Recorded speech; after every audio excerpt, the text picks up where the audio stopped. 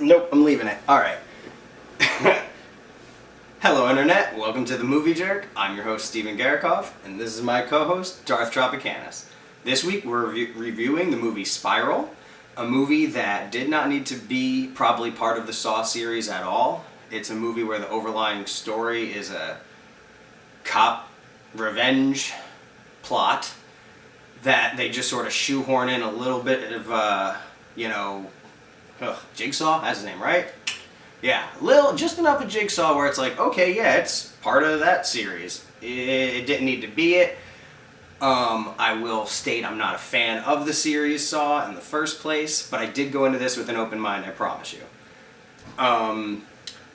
Let me begin with a slight little joke for some people. Some people won't get it. McMurray's a piece of shit. Now, for you to get that, you're going to have to be a fan of the show Letterkenny. If you're not knowing what I'm talking about, you're going to want to check it out. It's funny. Let's see. Something that doesn't really affect the movie at all, I just kind of thought was funny, is the amount of times Chris Rock says fuck. I almost feel as if he got the script, found out Samuel L. Jackson's going to be his father, and goes, I got to say motherfucker more. And then, they just gave him all the fucks he wants. Something that was stupid to me is basically a third of the movie's flashbacks. A quarter of that third is flashbacks from parts we already saw in the movie only like 15 minutes earlier. So I'm not really entirely sure why it needed to be flashed back so many times. It's literally, I'm saying a third, but it almost felt more. So many flashbacks.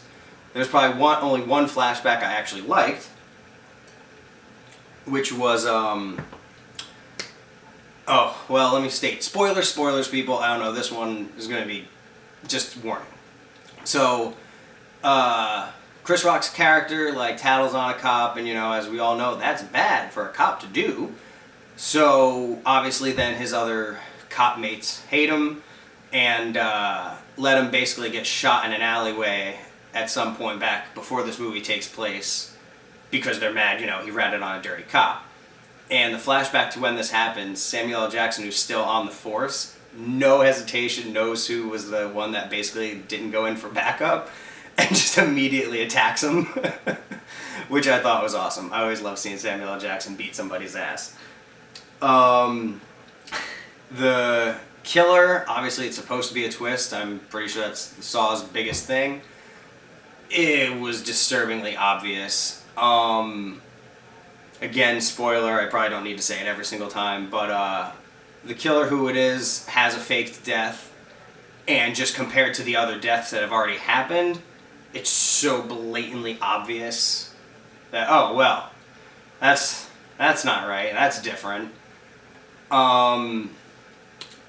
Let's see. The timing of the deaths was bad, by the way. I have notes this time. Hopefully I don't need to do it in two parts. The timing of the deaths is stupid, because it's all about, make a decision, we're playing a game. They didn't have time to make a decision. Now, again, I'm not a huge fan of the Saw movie, so maybe I'm wrong with how much time they get normally, but I mean, it's basically, oh yeah, you're about to die. You have as much time to figure it out. There's no time to let them sit in, their filth, or whatever you want to say, of, I don't know, isn't that what Saw is supposed to all be about, is, having them rethink their decisions in life? But whatever, yeah, it was too quick. Even if they made the decision to, I'll massacre my body for the sake of getting free and living, by the time they make the decision, they're already dead. It's so stupid. Something I liked, as silly as it sounds, the ending.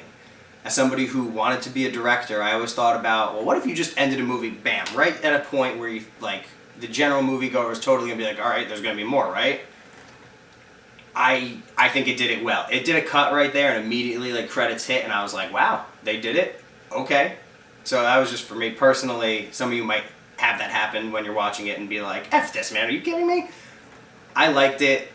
The ending tied in, again, so this is where it's not Saw, it's just it's a revenge plot of where the killer's trying to get revenge on Chris Rock's character. It's just a nice tie-in. It's almost Blair Witch Project-esque, where it's kind of like, well, I was going to say you would need to remember from the beginning, except this, again, with the flashbacks, they're literally flashing you back as it's ending, just in case you couldn't remember, because the audience is stupid. And also, at the end, spoiler again, Sam Jackson dies. His death is a little stupid because it's one of those things where he's in a rig and forced to make it look like he's going to shoot at the cops who are coming in at the end. But they came in before, like, lights go off and start going crazy. So you think these trained policemen would have seen, oh, he's hooked up to a rig, because they had already entered the room with all the lights on. But I guess maybe that's just a stab at how police aren't that well trained. I don't know. I'm not the one to say. What, you got something to say? I'm not going to let you talk about the police. We know how you feel. Yeah, this guy. Let's see. Chris Rock's character, I don't know. He's like Sherlock Holmes on the spectrum. I'll take a sip there, let you sit on that. I just said that. He just solves the things too quickly for the most part. It's like they have him think about it twice, and it's almost like a Jimmy Neutron. Brain blast! Bam, he got it. Mr. Wonderful over here, except according to the movie, because so many people have to die, it's still just too late. You know, it's like it's quick for him, but it's not quick enough. I guess I did want to talk about the banter between him and his partner. So the thing is, I know I already said spoilers again. The main thing, he hates working with partners because he ratted on the cop, Chris Rock. He ratted on the cop, so now the whole precinct hates him, and he won't work with a partner. He gets a new rookie who's going to be his partner. The rookie's the surprise killer.